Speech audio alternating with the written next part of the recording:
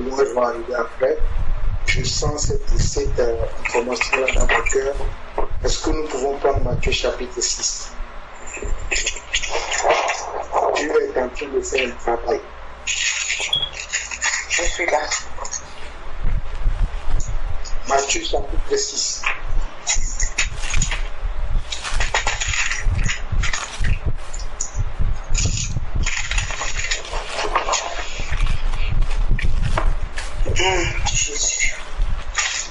Je prie que chacun d'entre nous, de moi-même en premier, et que chacun d'entre nous puisse grandir pour arriver à la stature parfaite de Christ, à la stature parfaite d'un disciple accompli.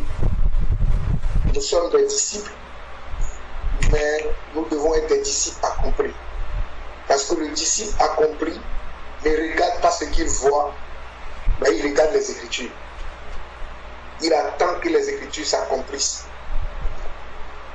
Donc j'aimerais que chacun d'entre nous, que nous puissions devenir des disciples. Mes frères, le Seigneur est en train d'amener l'Église à un autre niveau. Je crains que certains seront restés derrière. Je crains que certains seront restés derrière. S'il vous plaît, que ceux qui n'interviennent pas ferment leur micro pour qu'on n'ait pas d'interférence, parce que c'est important. Et le message que Dieu met dans mon cœur là, je pense que c'est très important. Fermez vos micros, ne parlez pas. Vous aurez l'occasion d'ouvrir vos micros après pour qu'on n'ait pas d'interférence. Donc prenons Matthieu chapitre 6. Nous allons lire du verset 19 au verset 34. Le Seigneur met dans mon cœur qu'il y a encore de l'inquiétude dans les cœurs. Il y a encore des soucis dans les cœurs, les soucis de la vie, par les épreuves que nous passons, les épreuves dans lesquelles chacun d'entre nous passons. Et le Seigneur voudrait que nous soyons des disciples accomplis. Un disciple accompli et croit aux paroles de son maître. Mes frères, moi-même qui vous parle, nous sommes le 5, le 6 aujourd'hui. Je suis à moins et quelques déjà sous mon compte. Mais mes frères, ça ne me fait ni chaud ni froid. Si vous voulez même, je peux aller tout à l'heure consulter mon compte pour que vous croyez ce que je dis. Parce que des fois, quand on parle, les gens pensent que nous exhortons comme ça. Non, ça fait des années que je vis le surnaturel de Dieu. Je répète encore, ça fait des années que je vis dans le surnaturel de Dieu. J'aimerais que nous arrivions à tous à ce stade-là. Vivre dans le surnaturel. Vivre dans un monde où tout est contre nous, mais que nous soyons dans la paix. Parce que ce que Dieu dit dans sa parole, il le fait. Nous chantons souvent que ce que sa bouche a dit, sa main l'a accompli. Abandonnons tous nos problèmes, tous nos soucis devant le trône du Seigneur. La grâce de Dieu est suffisante pour couvrir tous les problèmes que nous puissions avoir.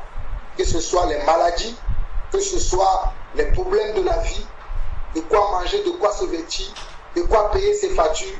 Le Seigneur a toute la solution pour ça. Mais il faut que toi, tu crois à sa parole. Il faut que toi, tu m'entends ce soir. Il faut que tu crois à sa parole. Que le Seigneur le fait. Il le fait dans ma vie. Je ne vous raconte pas quelque chose que quelqu'un d'autre vit. C'est ce que moi-même je vis. Je dis que nous sommes le 5, mais je suis déjà à presque moins 400 € sur mon compte. Mais ça ne me fait ni chaud, ni froid, parce que j'ai appris à marcher avec Dieu. Dans toutes les situations dans lesquelles je vis, j'ai toujours mis ma confiance sur le Seigneur. Et Dieu ne m'a jamais trompé. Maintenant, je lis la parole, parce que nous devons, je dis encore que nous devons devenir des disciples accomplis, qui ne se soucient pas des problèmes de la vie, qui croient à ce que Dieu dit dans sa parole, parce que Dieu veut nous amener à un autre niveau. Je commence la lecture.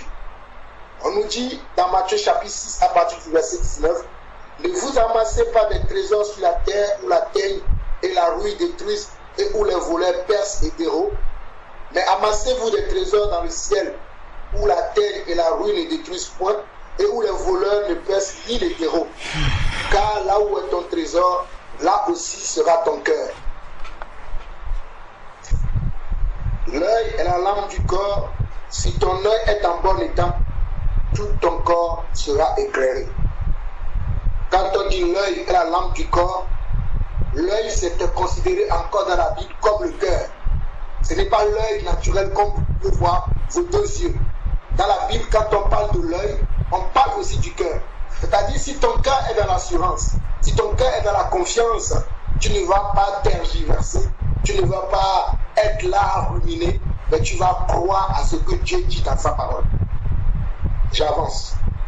Verset 23. Mais si ton œil est en mauvais état, tout ton corps sera dans les ténèbres.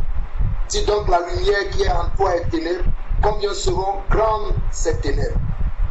Nul ne peut servir deux maîtres, car ou il haïra l'un et aimera l'autre, ou il s'attachera à l'un et méprisera l'autre. Vous ne pouvez servir Dieu et Mammon. Dieu nous parle de notre état de cœur. Parce que des fois, on veut être avec Dieu, mais vu les problèmes de la vie, vu les soucis de la vie, on oublie le Seigneur et on se pense sur ces problèmes-là. Souvenons-nous du parabole du semeur. Lorsque la parole est sortie de la bouche du semeur, la Bible dit qu'il y a certaines graines qui sont tombées sur une terre remplie de pines, d'autres sur une terre rocailleuse et d'autres dans la bonne terre.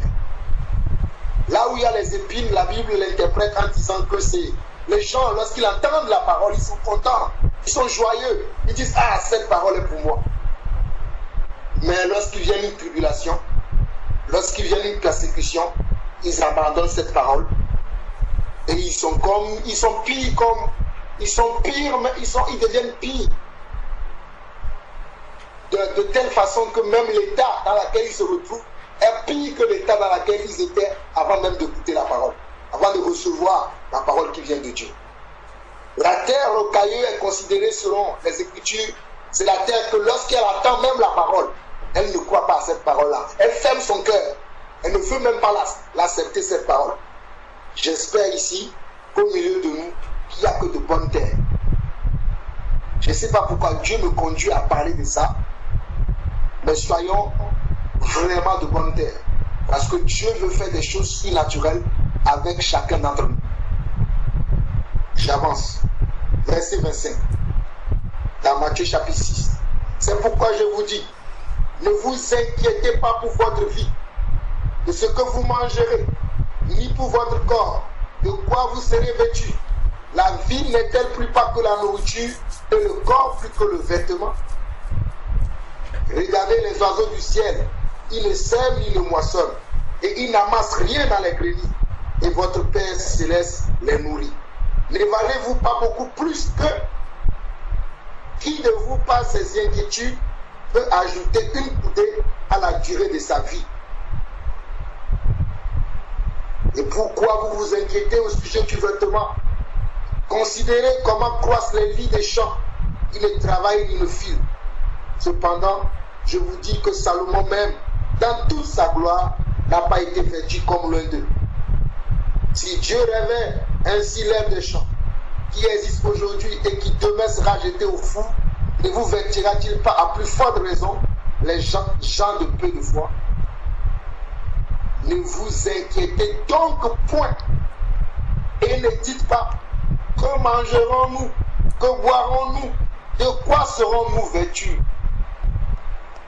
Beaucoup d'entre nous se posent encore cette question. De quoi je serai vêtu demain? Mon contrat arrive à la fin. Qu'est-ce qui va arriver pour moi? Qu'est-ce que demain sera pour moi? On est là à penser à toutes ces choses. Oui, mon bailleur peut me chasser. Oui, parce que je n'ai pas encore payé le loyer, même du mois dernier, je ne l'ai pas encore payé. Oui, mon frigo est vide. Mes enfants sont en vacances, là ils vont manger beaucoup. Ils auront demandé du goûter, ils auront demandé ceci. C'est de ça qu'on nous parle ici. Verset 31, je le redis encore. Ne vous inquiétez donc point et ne dites pas que mangerons-nous, que boirons-nous, de quoi serons-nous vêtus? Verset 32. ces choses, ce sont les païens qui les recherchent. Si quelqu'un parmi nous pense à comment il va manger, sa préoccupation, c'est la nourriture, c'est le vêtement, c'est ce qu'il va boire, c'est comment il va s'occuper des choses de cette terre. La Bible considère cette personne-là comme un païen. Ce n'est pas Jean-Paul Ausson qui le considère. C'est pour ça que je vous ai dit, moi j'aime les Écritures. Verset 32 dit, car toutes ces choses, ce sont les païens qui les recherchent. Votre Père Céleste sait que vous en avez besoin. Cherchez premièrement le royaume et la justice de Dieu, et toutes ces choses vous seront données par-dessus. Ne vous inquiétez donc pas du lendemain, car le lendemain aura soin de lui-même. À chaque jour suffit sa peine. Je relis le verset 31 au verset 34. Ne vous inquiétez donc point et ne dites pas. Je ne sais pas si quelqu'un d'entre nous est en train de s'inquiéter. Qu'est-ce qui va se passer demain? Selon mon contrat, selon cet examen que je veux passer, selon ce voyage que je veux faire, selon ce projet que j'ai à cœur, comment cela se fera-t-il? Moi, je ne me pose plus cette question-là. J'ai dépassé déjà ce niveau. Dieu pourvoira, moi je dis tout le temps. Je continue. Verset 32. Car toutes ces choses, ce sont les païens qui les recherchent. Ce sont les païens qui se posent des questions. Comment mangerons-nous? Comment est-ce que je serai guéri? Même la guérison est dedans. Nous savons tout ce que Jésus a pris à la croix. Par ses maîtrisures, il a pris sur nous tous nos péchés afin que nous soyons guéris.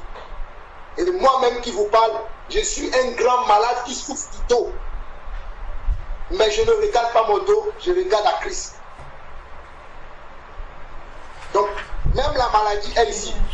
Il y a certains qui se disent, oui, ça fait des années qu'on me dit, le Seigneur va me guérir, le Seigneur va faire ceci, mais je sens encore la douleur, ceci, cela. Tu t'inquiètes pour peu de choses, mon frère. Tu t'inquiètes pour peu de choses, ma soeur. Qu'est-ce que ta maladie devant Jésus-Christ? Qu'est-ce que ton loyer que tu n'as pas payé devant Jésus-Christ? À moins que tu sois quelqu'un qui ne sait pas gérer tes finances, que le Seigneur veut t'enseigner quelque chose. Mais si tu sais gérer tes finances et que tu te retrouves dans ces situations, le Seigneur sera glorifié. Crois-moi, c'est quelqu'un qui vit dans ça actuellement qui te parle. Moi, je suis considéré comme un fonctionnaire. Je suis payé le 25 de chaque mois. Nous sommes le 5 aujourd'hui. Mon salaire est déjà passé. Et je suis déjà à moins 300 et quelques euros quand j'ai consulté mon compte aujourd'hui. Mais cela ne me fait ni chaud, ni froid, parce que je sais que tout ce que j'ai fait, je l'ai fait dans l'œuvre du Seigneur. C'est dans l'œuvre du Seigneur que mon compte est parti comme ça. Tout ce que j'ai fait. Parce que je fais souvent des choses dont je ne parle pas. Ce n'est pas, je suis en train d'encourager quelqu'un. Tout ce que j'ai fait pour que je me retrouve dans cet état, c'est en faisant l'œuvre du Seigneur. Parce que même mon compte en banque ne m'appartient pas, il appartient au Seigneur. Mais généralement, nous, les enfants de Dieu, quand nous sommes dans cette situation, nous commençons à douter. Mes frères, cette semaine, je suis parti au travail. Certains d'entre vous savent que j'ai repris les études. Comme j'ai eu mon diplôme le mardi dernier, mes collègues ont organisé une fête pour moi. J'ai bien mangé. Ils m'ont offert une carte sur laquelle il y avait 170 euros. Aujourd'hui, quand je suis rentré à la maison, ma cuisinière avec laquelle on fait la cuisine, je sais que ça fait depuis des mois qu'il veut me lâcher. Je me suis dit, ah, quand je suis rentré aujourd'hui, j'ai vu ma cuisinière, j'ai vu, on m'a donné une carte de 170 euros. C'est un cadeau qu'on m'a offert. Je vais aller acheter une cuisinière. Qui d'entre vous peut me dire aujourd'hui, si je vais dans les magasins là, si je peux trouver une cuisinière à 170 euros? Mais aujourd'hui, par la grâce de Dieu, Dieu a permis que je puisse trouver une cuisinière que j'ai vue. Ils ont mis ça, ils l'ont soldé. La cuisinière coûtait 449 euros. Ils l'ont mis à moitié prix. Parce qu'ils veulent vendre le modèle d'exposition. Je vous raconte ma vie, mes frères. Je n'ai pas honte de raconter ma vie. Et moi, j'ai dit, je veux le modèle d'exposition. Et j'ai demandé au vendeur que comme c'est le modèle d'exposition que je veux prendre, je veux que vous me baissiez encore le prix. Parce que ça coûtait environ 199 € quand ils ont fait la moitié prix. Et tellement j'ai discuté, même ma femme qui était à côté de moi dit toujours toi. La dame a encore enlevé 10 € et je suis parti avec la cuisinière à 189 €. Neuf. Mais sauf que c'est un modèle d'exposition. Moi, c'est bon pour Jean-Paul Lawson. Si ça peut m'aider à brûler 2 merguez, à brûler deux cuisses de poulet, gloire à Dieu. Et j'ai eu encore l'occasion de prendre un nouveau micro-ondes aussi, que j'ai acheté à 60 €. Toujours avec ce chèque-là, j'ai complété avec ma carte. Ne me souciez pas que non, il n'y a pas d'argent, mais je sais que mon compte est géré par le roi des rois. Amen. Je veux dire à quelqu'un aujourd'hui, je ne sais pas quelle épreuve tu traverses. Je ne sais pas dans quelle situation tu te trouves. Mais le Dieu que nous servons est un grand Dieu. Et mes frères, quand je dis ça, ce n'est pas que quelqu'un m'envoie un chèque. Hein. Je ne prendrai pas. Je vous le dis déjà. Ce n'est pas que j'ai dit ça pour que quelqu'un puisse avoir pitié de moi. Je vous dis la vérité. Je ne prendrai pas, mais je connais le Dieu que je sers. Si j'ai donné ce témoignage, c'est pour vous montrer à quel point je marche avec Dieu, que j'ai confiance à ce Dieu, que je ne doute de rien. J'ai vécu dans des situations plus difficiles, mais Dieu m'a toujours soutenu. Et je connais le Dieu que je sers. Si quelqu'un m'envoie un chèque, m'envoie quelque chose, je le dis déjà, je ne prendrai pas. Je n'ai pas dit ça pour que vous ayez pitié de moi. Mais parce que le Seigneur me conduit à vous parler de cela, parce que nous devons vivre dans le surnaturel de Dieu. Et si, je l'ai bien dit que si mon compte se retrouve dans cette situation, parce que j'ai mis mon compte à la disposition du Seigneur. Comprenez ce que je suis en train de dire. Que Dieu vous bénisse. Donc au verset 34, on nous dit, ne vous inquiétez donc pas du lendemain, car le lendemain aura soin de lui-même. À chaque jour suffit sa peine. Mes frères et sœurs, beaucoup d'entre nous nous inquiétons de peu de choses. Je le dis encore, de peu de choses. Si vous pouvez savoir le Dieu que nous servons, si vous pouvez connaître sa puissance, sa longanimité, sa force, sa capacité, vous ne douterez en rien du Seigneur. Dieu est sur le point de faire de grandes choses dans notre vie. Et nous sommes là. Et moi qui vous parle, mon contrat dans lequel je suis aujourd'hui finira le 26 juillet. Le 26 juillet qui arrive là. Dans 2 semaines, je n'aurai plus de contrat. Mais je suis dans la joie. Je me dis même que c'est une bonne opportunité pour moi pour être à 100% dans l'œuvre du Seigneur. Je ne commence pas à envoyer des CV partout, non. J'attends que le Seigneur m'ouvre une porte. Si le Seigneur veut que je retourne au travail. Parce que ce que Dieu veut, c'est d'abord que je sois avec les âmes. C'est pour cela que j'ai dit tout à l'heure qu'au mois de septembre, je serai au Togo jusqu'au 12 octobre. Parce que j'avais déjà acheté mon billet depuis le mois d'avril. Parce que je suis quelqu'un, j'organise les choses bien avant. Quand les gens me contactent, j'organise les choses bien avant. Donc mes frères, je ne sais pas par quelle situation vous passez. Je ne sais pas quel couteau on vous a mis sur la gorge. Je ne sais pas quelle situation, quelle épreuve vous traversez. Mais j'aimerais vous dire que Dieu, le Dieu que nous servons, est un Dieu qui ne ment pas. Ce qu'il dit dans sa parole, il le fait. Et dans cette parole, il nous dit de chercher premièrement son royaume.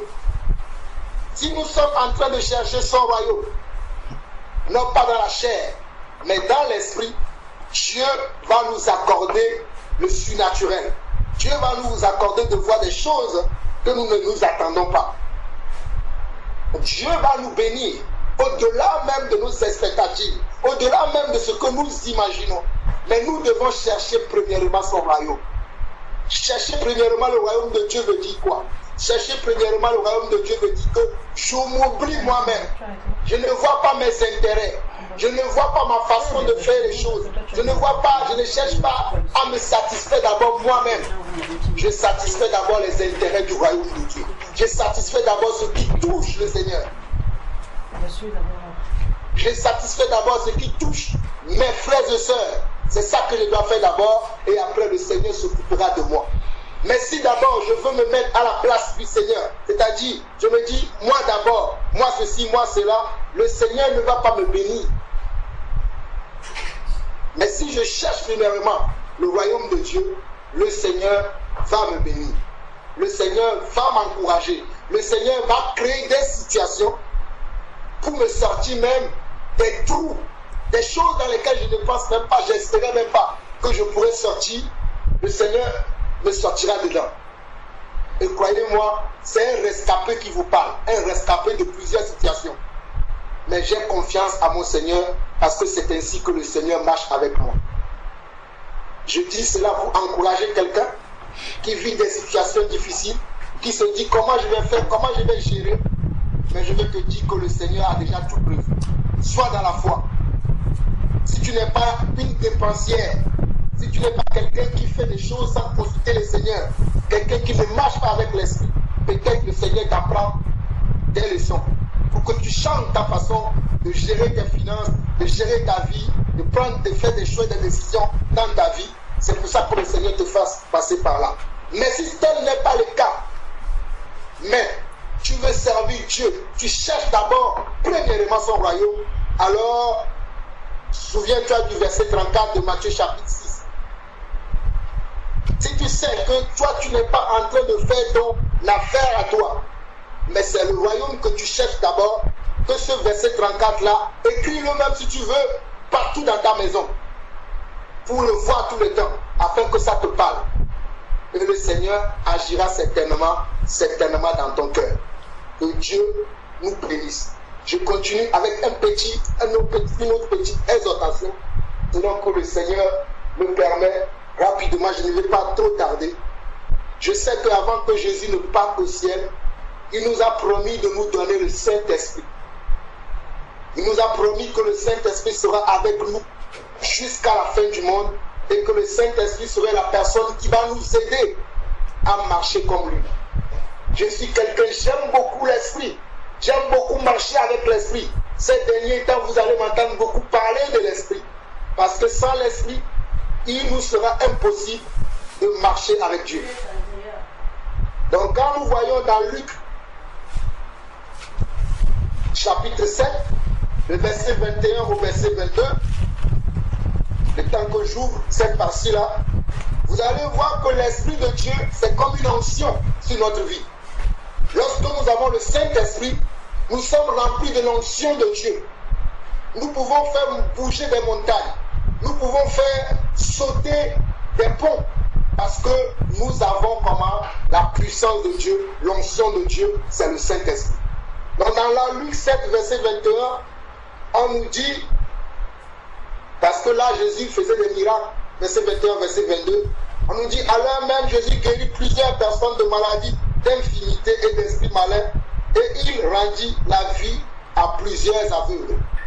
Et il leur répondit, allez apporter à Jean ce que vous avez vu et entendu. Les aveugles voient, les boiteux marchent, les lépreux sont purifiés, les sourds entendent, les morts ressuscitent, la bonne nouvelle est annoncée aux pauvres. Dans Jean 20, le verset 30, on nous fait comprendre déjà par là que Jésus a fait beaucoup de choses qu'on ne peut pas retrouver comment dans la Bible. Parce que si on devait les écrire, la Bible ne suffirait pas pour le comporter. Mais aujourd'hui, le Saint-Esprit est dans chacun d'entre nous. Le Saint-Esprit a fait de nous son habitation. 1 Corinthiens 3,16. Nous sommes le temple du Saint-Esprit. Donc nous sommes amenés à faire des œuvres. Je nous exhorte à avoir comment une communion avec l'Esprit. Je nous exhorte à savoir écouter l'Esprit. Je nous exhorte à savoir comment écouter l'Esprit et comment marcher avec l'Esprit. C'est alors que nous pouvons avoir du succès, du triomphe et de la victoire. Parce que quand nous voyons Jésus lui-même, dans Luc chapitre 4, le verset 1, il dit, on nous dit, Jésus rempli du Saint-Esprit, revint du Jourdain, et il fut conduit par l'Esprit dans le désert. Le verset 14, on nous dit, Jésus revêtu de la puissance de l'Esprit, retourna en Galilée, et sa renommée se répandit dans tout le pays d'alentour. Donc, quand on est conduit par l'Esprit, notre renommée va comment? Va grandir, va aller partout dans le monde. Parce que nous sommes conduits par l'Esprit et nous avons fait des œuvres de l'Esprit que le monde entier va entendre parler de nous. Nous sommes des petits Jésus. Mais pour être de véritables petits Jésus, il faut que nous apprenions à marcher avec la personne que Jésus nous a laissée, qui est le Saint-Esprit. Dans Luc chapitre 4, le verset 17 au verset 19, on nous dit ceci. Et on lui remit le livre du prophète Ésaïe. L'ayant déroulé, il trouva l'endroit où il était écrit. Ce n'est pas anodin que Jésus trouve l'endroit dans la parole de Dieu où il est écrit ceci. L'Esprit du Seigneur est sur moi, parce qu'il m'a oint pour annoncer une bonne nouvelle aux pauvres.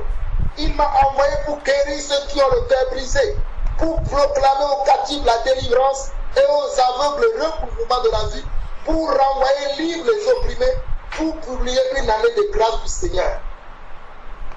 Vous pensez que c'est anodin, ces choses-là qui sont écrites, que lorsque Jésus va prendre le livre, la partie où il va lire, il a dit l'Esprit du Seigneur est sur moi. Nous devons rechercher l'Esprit pour toute chose aujourd'hui. Parce que sans l'Esprit, il nous sera impossible de faire les œuvres de Dieu. Sans la marche avec l'Esprit, sans l'écoute de l'Esprit, il nous sera impossible de faire les œuvres de Dieu aujourd'hui. Et nous savons que Jésus, lorsqu'il quittait la terre, il nous a promis, selon Jean 14, le verset 7 au verset 18, qu'il nous enverra comment? Un consolateur. Nous tous, nous avons le consolateur aujourd'hui. Mais est-ce que nous connaissons que le consolateur habite en nous? Sommes-nous conscients de la présence du consolateur en nous? Nous, est-ce que nous l'écoutons? Soumettons-nous nos vies entre ses mains? Jean 14, verset 16 à 18 dit ceci. Moi, je prie le Père, et il vous donnera un autre consolateur, afin qu'il demeure éternellement avec vous. L'Esprit de vérité que le monde ne peut recevoir, parce qu'il ne le voit point, ne le connaît point. Mais vous, vous le connaissez, car il demeure avec vous et il sera en vous. Je ne vous laisserai pas orphelin, je viendrai à vous. Il dit ça encore. Le Seigneur, il ne nous a pas laissés orphelins. Il est venu, c'est ce que le frère Alain nous a dit dès le départ. Aujourd'hui, c'est le frère qui nous a donné la cadence dans laquelle nous devons aller aujourd'hui. Il a parlé de Actes chapitre 2, l'effusion de l'Esprit sur les apôtres. Lorsque les apôtres ont reçu l'Esprit, leur vie ont complètement changé. Ils n'ont plus jamais été les personnes qui étaient avant. Nous disons que nous avons l'Esprit, mais comment se fait-il que nos vies ne changent pas?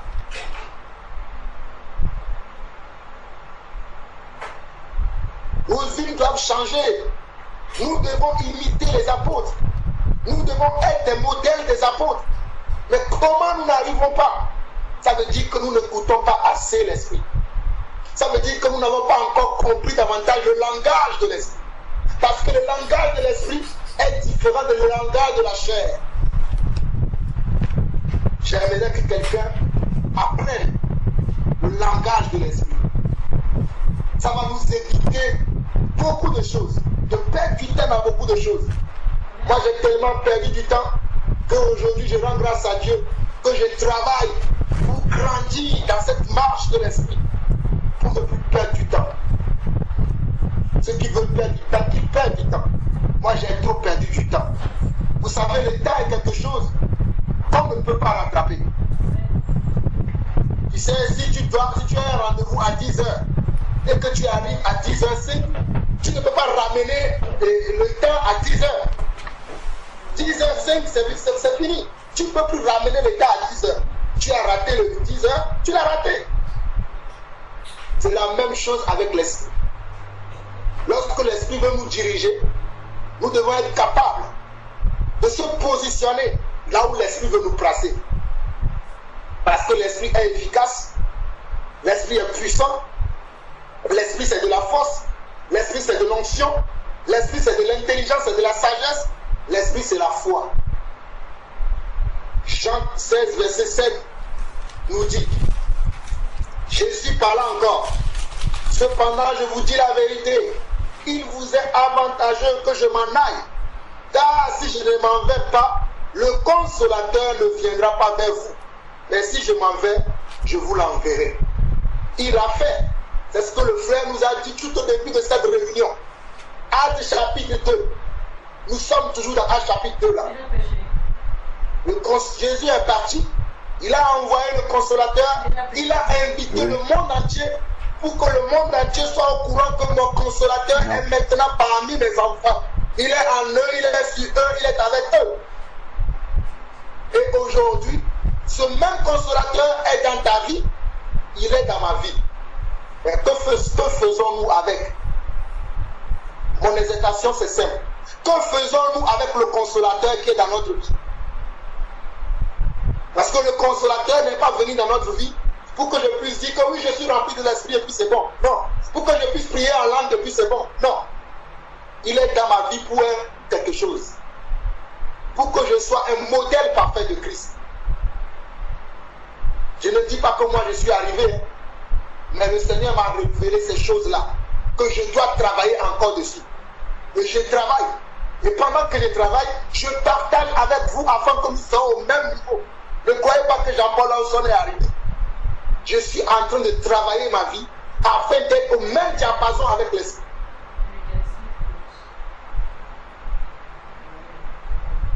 C'est très important que l'esprit puisse travailler avec nous. Regardez bien ce que l'apôtre Pierre dit dans Actes chapitre 2, le verset 38. Il dit quoi? On nous dit dans Actes chapitre 2, le verset 38, on nous dit, Pierre leur dit, répandez-vous et que chacun de vous soit baptisé au nom de Jésus-Christ à cause du pardon de vos péchés et vous recevrez le don du Saint-Esprit. Jésus dit aux gens de se repentir, de se baptiser, mais il y a une promesse derrière. La promesse c'est quoi? C'est une bénédiction. Et la bénédiction c'est quoi? C'est le Saint-Esprit. Jésus n'a pas dit je vais vous donner des villas, je vais vous donner des voitures, je vais vous donner des belles maisons, mais il a dit je vais vous donner le Saint-Esprit. Ça veut dire que la voiture, les belles maisons, le travail, toutes ces choses-là ne sont pas importantes pour le Seigneur. Ce qui est important pour lui, c'est le Saint-Esprit. Si tu as le Saint-Esprit, tu auras la belle maison. Si tu as le Saint-Esprit, tu auras le bon conjoint. Croyez-moi. Tout à l'heure, quand il disait que les gens cherchent le conjoint, moi je n'ai pas cherché le conjoint. Parce que quelqu'un peut te dire dans son cœur, mais le frère dit ça, il est marié, il a 5 enfants. C'est parce que depuis j'ai commencé à chercher le royaume et ces choses sont venues après. Je n'ai pas commencé tout de suite à dire Seigneur, je veux. J'ai commencé à servir d'abord le Seigneur, à suivre l'esprit. Et les choses venaient petit à petit. Ce n'est même pas encore fini. Si nous continuons à marcher ensemble, vous-même vous verrez à quel niveau le Seigneur va m'amener.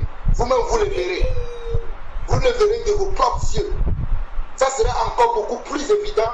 Et vous saurez que quand je parle parce que je sais de quoi je parle.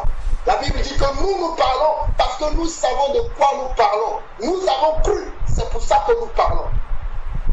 Parce que j'ai cru à l'écriture. Je marche selon l'écriture. Je me conforme à l'écriture. C'est pour cela que je parle. Parce que je sais de quoi je parle. Dans Actes 5, le verset 32, on nous dit nous sommes témoins de ces choses, de même que le Saint-Esprit que Dieu a donné à ceux qui lui obéissent. Nous disons que nous obéissons à Dieu. Donc ceux qui obéissent à Dieu ont le Saint-Esprit. Ce n'est pas Jean-Paul Lawson qui le dit, c'est la parole, les Écritures qui le dit. Toi mon frère, toi ma soeur, qui tout encore que tu n'as pas le Saint-Esprit, sache ce soir que si tu obéis à Dieu, le Seigneur t'a donné l'Esprit.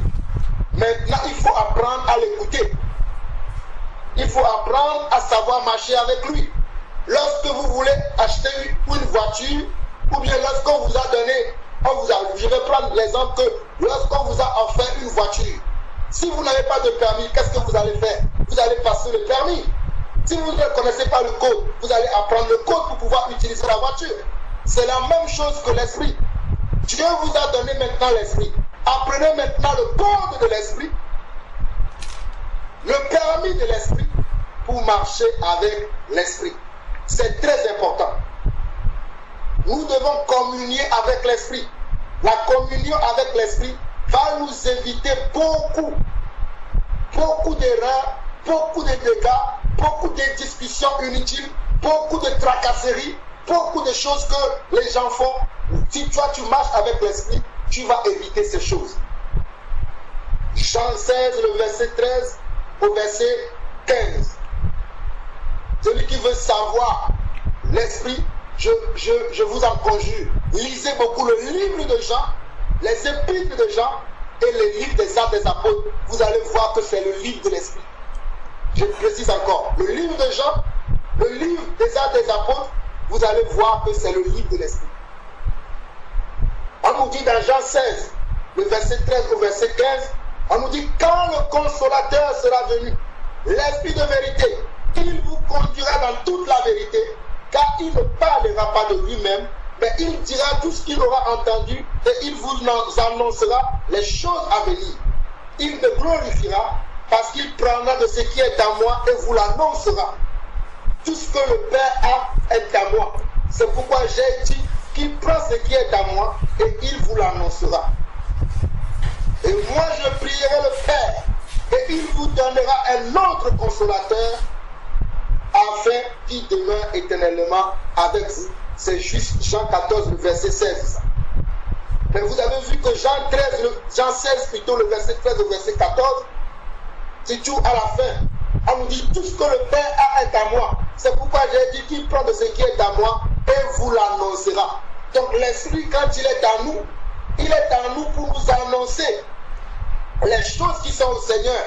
Il est à nous pour nous montrer les voies du Seigneur. Il est à nous pour nous montrer les chemins par lesquels le Seigneur est passé.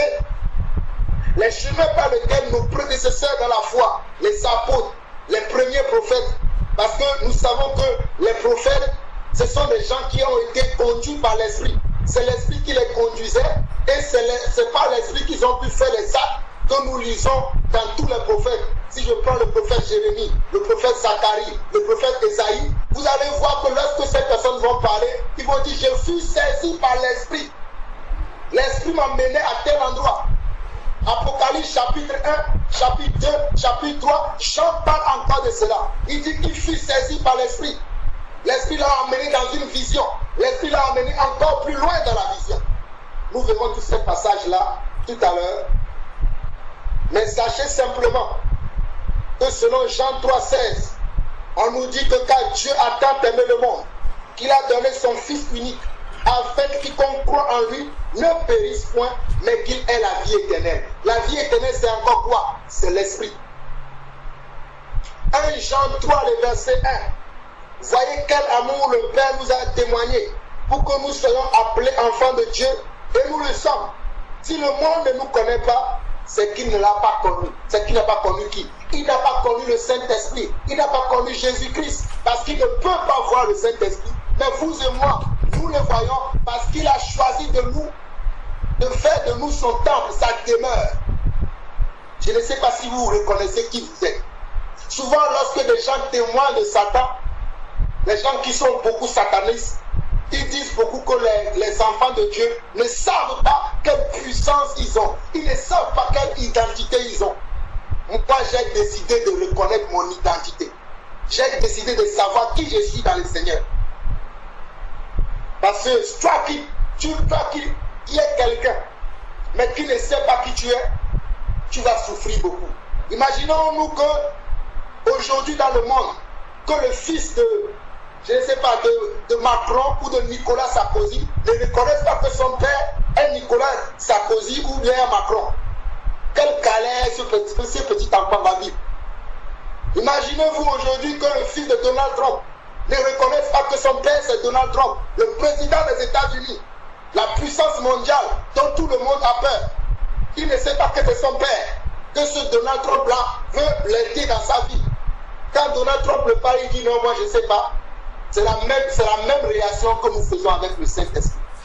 Et le Saint-Esprit est au-dessus de tous ces hommes-là que je viens de citer. Et ce Saint-Esprit-là est en toi et il est en moi. Nous devons apprendre à reconnaître la présence de l'Esprit. Car Jésus lui-même savait à quel moment l'Esprit sortait de lui, l'Esprit faisait les choses de lui. Dans Luc chapitre 4, on nous dit encore que Jésus, rempli du Saint-Esprit, le verset 1 plutôt, on nous dit que Jésus, rempli du Saint-Esprit, revint du Jourdain et il fut conduit par l'Esprit dans le désert. Et vers le verset 18, il dit, l'Esprit du Seigneur est sur moi. Ça veut dire que Jésus reconnaissait à quel moment l'Esprit venait l'amener pour l'amener quelque part, pour l'amener faire une mission pour le Seigneur. Nous devons être capables de reconnaître quand l'Esprit veut nous utiliser. Amen. Parce qu'il y a des moments où l'Esprit veut nous utiliser, mais nous nous refusons. Amen. Parce que nous n'avons pas appris à le reconnaître. Amen. Nous n'avons pas appris à reconnaître comment l'Esprit peut m'utiliser. Mais nous devons apprendre à reconnaître les voies de l'Esprit. Je ne sais pas pourquoi je vous dis ça, mais prenez cela comme un conseil de la part de Dieu.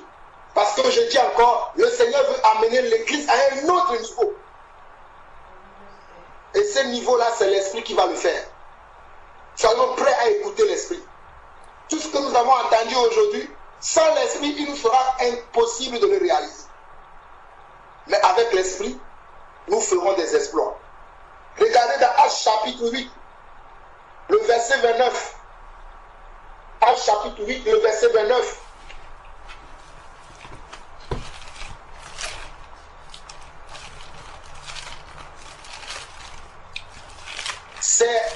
On nous parle de Philippe. Philippe est un homme qui a appris à reconnaître la voix de l'Esprit. Lorsque Philippe avait été enlevé par un ange, il avait senti que l'Esprit voulait l'amener quelque part. Et vers le verset 29, Philippe a appris à écouter l'Esprit. Parce qu'on nous dit, l'Esprit dit à Philippe, avance et approche-toi de ces chars. Regardez bien, l'Esprit dit à Philippe, si Philippe n'a pas appris à écouter l'Esprit, si Philippe ne connaît pas le langage de l'Esprit, lorsque l'Esprit va nous dire, approche-toi de ces chars, il va être là, il va faire chez Karababa, mais c'est l'Esprit qui lui parle. Nous, les chrétiens d'aujourd'hui, nous sommes beaucoup plus dans les chez Karababa, mais nous n'écoutons pas l'Esprit. Croyez-moi, je fais beaucoup plus du chez Karababa, beaucoup plus que chacun, beaucoup plus que certains d'entre vous. Mais je sais aussi écouter l'Esprit. J'aime louer, mais je sais aussi écouter l'Esprit. J'aime prier, mais je sais aussi écouter l'Esprit. Souvenons-nous de ce que notre frère nous a dit dès le départ. Les gens sont dans la présence de Dieu, ils veulent rester dans la présence de Dieu. Non, dans la présence de Dieu, l'Esprit va te parler. Mais il va t'amener à accomplir des actions concrètes. C'est le temps pour chacun d'entre nous d'occuper notre place dans l'église. N'attendant pas que le frère me dise, frère, va faire ça, sœur, va faire ça. Nous avons le Saint-Esprit chacun d'entre nous. Si je prends le cas d'Anania, ce n'est pas un pasteur, un apôtre qui est venu dire à Anania, va imposer les mains à Paul. Non, c'est l'Esprit qui lui a dit. Anania était un frère comme vous et moi. Mais il a écouté l'Esprit et il est parti, il a imposé les mains à Paul. Paul a recouvert la vue et Paul a commencé à continuer sa marche. S'il devait attendre qu'un homme lui dise, mais c'est l'Esprit qui t'a parlé, il devait garder Paul. Ou Dieu enverrait quelqu'un d'autre. Actes chapitre 10. Je vous montre comment apprendre à écouter l'Esprit. Actes chapitre 10. Il me reste juste encore 2, 3, 4 versets. Nous aurons le temps de voir encore de peu plus en profondeur après. Mais je vous montre encore 2, 3, 4 versets de l'Esprit afin que nous apprenions à marcher par l'Esprit.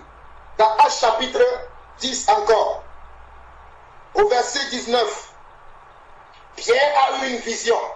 Je sais que la Bible dit que dans les derniers temps, vos filles, les jeunes gens, les vieillards auront des songes et des visions. Pierre a eu une vision. Et la Bible dit au verset 19 de Actes chapitre 10, et comme Pierre réfléchissait à la vision, l'Esprit lui dit, ça veut dire que Pierre était quelqu'un qui connaissait le langage de l'Esprit. Je nous exhorte à apprendre le langage de l'Esprit. Mes frères, je ne suis pas en train de me fâter, mais je connais beaucoup le langage de l'Esprit. Des fois, je le rate. Mais je ne veux plus rater le langage de l'Esprit. Parce que le langage de l'Esprit, c'est très important. ça nous évite de perdre du temps. Ça nous évite de tourner en rond. On nous dit, l'Esprit lui dit, voici 3 hommes te demandent. Lève-toi, descends et pars avec eux sans hésiter, car c'est moi qui les ai envoyés. Voici la précision de l'Esprit. Si l'Esprit n'avait pas donné cette précision à Pierre, lorsque les hommes viendront toquer à sa porte, Pierre hésiterait. Pierre ne partirait pas avec eux. Comprenez pourquoi je vous dis que nous devons comprendre le langage de l'Esprit. Comment l'Esprit doit nous conduire. Parce que Pierre a appris ce langage-là. Et il a pu suivre la direction de l'Esprit. Dans ce même passage, on nous dit au verset 38, vous savez comment Dieu a oint. Oh alléluia. J'aime ce passage-là. C'est un passage que j'avais appris lorsque je faisais l'école biblique et je l'ai appris par cœur. On nous dit, vous savez comment Dieu a oint du Saint-Esprit et des forces. Dieu a oint du Saint-Esprit et des forces. Jésus de Nazareth, qui allait de lieu en lieu, faisant du bien et guérissant tous ceux qui étaient sous l'empire du diable, car Dieu était avec lui. La présence de Dieu avec nous aujourd'hui, c'est le Saint-Esprit. C'est pour ça qu'il a dit que il vous est avantageux que je m'en aille, afin que l'Esprit vienne sur vous. Et vers le verset 47 de ce même passage, on nous dit, alors Pierre dit, peut-on refuser l'eau du baptême à ceux qui ont reçu le Saint-Esprit aussi bien que nous? Donc, celui qui a le Saint-Esprit peut reconnaître dans la vie des autres aussi qu'ils ont le Saint-Esprit. Parce que l'Esprit connaît l'Esprit. Pierre avait le Saint-Esprit.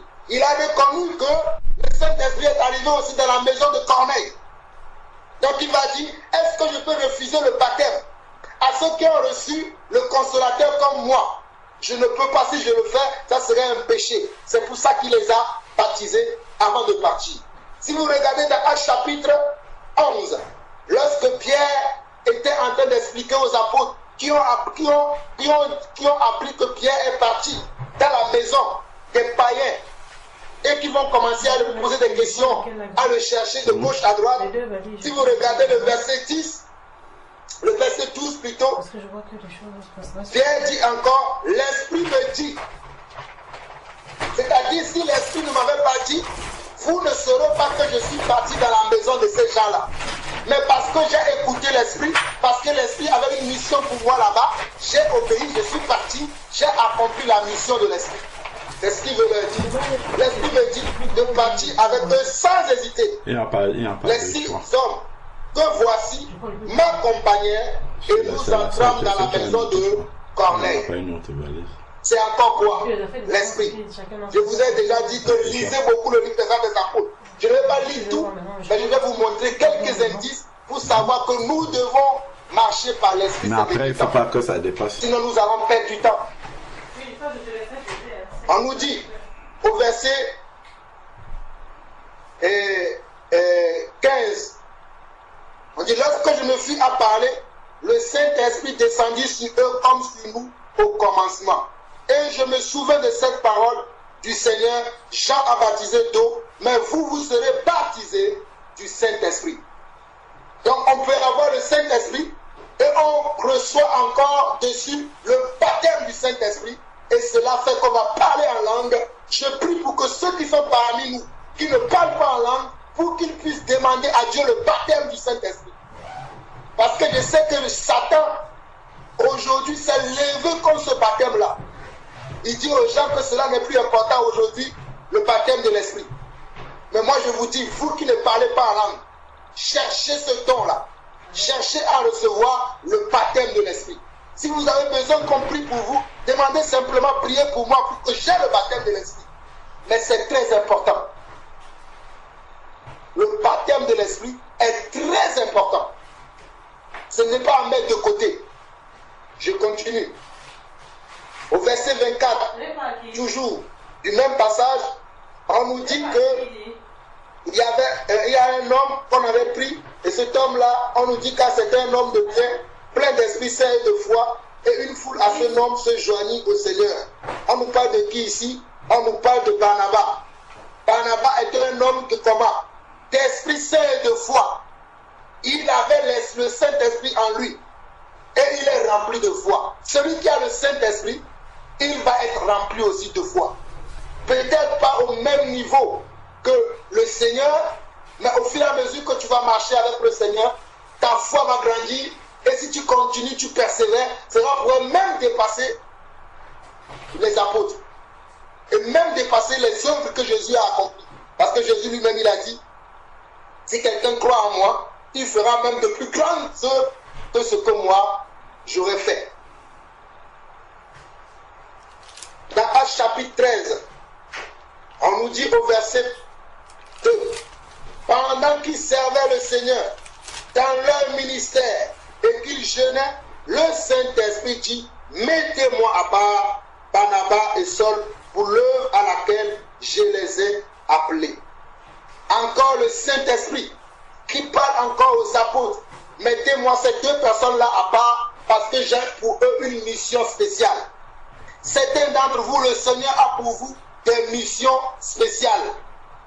N'attendez pas toujours que c'est nous qui vous disons, bon, ma soeur Claire, toi tu dois aller au Congo. Dieu t'appelle là-bas pour une œuvre missionnaire, tu dois s'occuper des orphelins là-bas. C'est un exemple que je donne. Bon, ma soeur Solange, toi tu dois aller à Évry, il y a des malades là-bas, tu dois aller les visiter. Vous-même soyez capable d'écouter l'esprit. Moi je n'attends pas qu'un frère me dise va faire.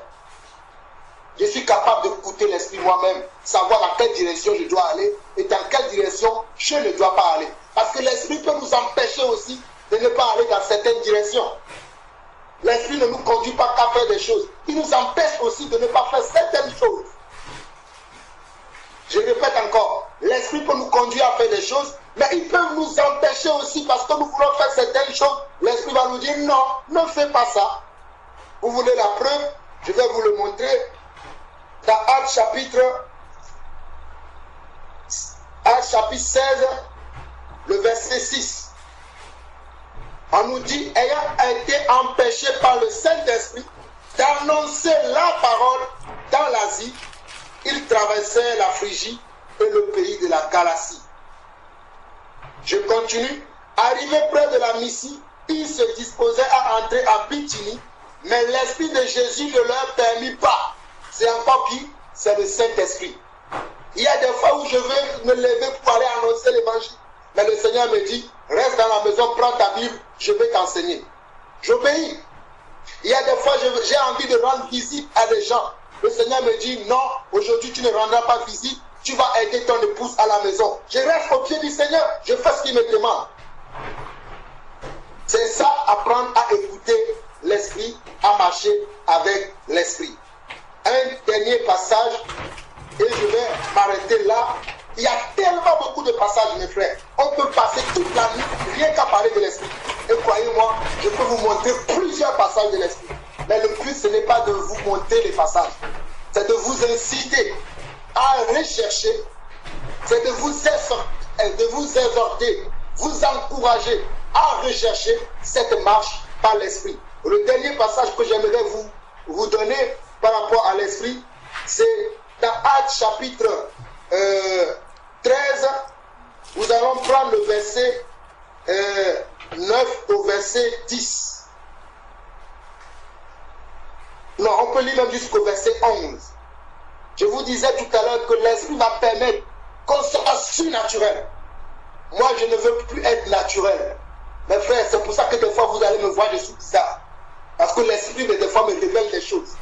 Et vous allez me voir, je peux être là, vous allez regarder mon visage, parce que je suis en train de combattre, même dans l'Esprit. Quelqu'un qui est conduit par l'Esprit est bizarre, ce n'est pas moi qui le dis. Allez lire Jean chapitre 4. On dit que celui qui est conduit par l'Esprit, il ne sait pas d'où il vient et il ne sait pas là où il va. Moi, c'est ce que je veux être. J'espère que vous aussi, vous voulez la même chose. Mais moi, c'est ce que je veux être. Je ne veux pas définir que je vais aller là. Je sais que je vais au ciel. Ça, je le sais clairement. Mais je veux marcher par l'Esprit tous les jours de ma vie. Chaque minute, chaque seconde qui passe, je ne veux pas rater la marche par l'Esprit. Je continue. On nous dit ici que alors, Saul appelait aussi Paul rempli du Saint-Esprit dans le contexte ici, Paul était en train d'exhorter un homme pour que cet homme-là vienne à la foi. Mais il y avait un certain Élymas le magicien qui troublait la prédication de Paul. Faites attention, vous qui troublez la prédication des serviteurs de Dieu. Parce que lorsqu'un serviteur de Dieu est rempli de l'esprit, s'il parle ce qu'il dit, ça va vous arriver. Nous avons la preuve ici. Je ne suis pas en train d'intimider quelqu'un. Comprenez ce que je suis en train de dire. Quelqu'un va dire, ah, Jean-Paul a dit maintenant. Non. Que Satan ne vous interprète pas mal ce que je suis en train de vous communiquer. Je dis simplement que faisons attention de ne pas combattre l'œuvre de Dieu. On peut combattre l'œuvre de Dieu par nos comportements, par nos manières de parler, par nos ruminements. Il y a certains parmi nous qui ruminent. Ne ruminons pas. Parce que l'esprit peut conduire quelqu'un en train de faire quelque chose. Moi, je vais être là, je vais ruminer. Arrêtons de ruminer. Laissons Dieu faire son travail. Je continue. On nous dit donc, Paul va voir que cet homme-là l'empêche de faire l'œuvre de Dieu. À un moment donné, il va être rempli par l'esprit. Parce que l'esprit va voir que cet homme-là cache l'œuvre de Dieu. Et il va utiliser son serviteur. Parce que Paul était serviteur de l'esprit. Il va utiliser le serviteur et Paul va dire ceci. Dans Actes chapitre 13, verset 9. Alors Saul, appelé aussi Paul, rempli du Saint-Esprit. Si Paul n'était pas rempli du Saint-Esprit, il ne pourrait pas faire ce qui va suivre là. Fixa les regards sur lui et dit, homme plein de tout espèce de ruse et de fraude. Qu'est-ce qui lui a révélé cela? L'Esprit. L'Esprit lui a dit, cet homme-là, il est rempli de fraude, de toute espèce de ruse. Maintenant, tu vas le bloquer. Et ce que je lis ici, là, je l'ai déjà expérimenté. En train de prêcher, je vois les gens et l'Esprit me dit, tu vas dire ça. Je l'ai dit, les personnes se sont tues. Je ne parle pas de ce que je n'ai pas vécu. J'ai vécu ça déjà. Homme plein de toute espèce de ruse et de fraude, fils du diable, ennemi de toute justice, ne cesseras-tu point de pervertir les voies droites du Seigneur? Maintenant, voici la main du Seigneur est sur toi. Tu seras aveugle et pointant, tu ne verras pas le soleil. Aussitôt, l'obscurité et les ténèbres tombèrent sur lui, et il cherchait en tâtonnant des personnes pour le guider. Amen. Mes frères, que celui qui a des oreilles pour entendre, entende. J'en ai fini. Gloire à Dieu. Amen.